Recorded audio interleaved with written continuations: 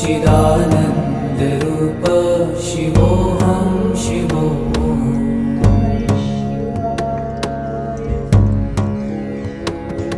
न च प्राणसंज्ञो न वै पञ्चवायु,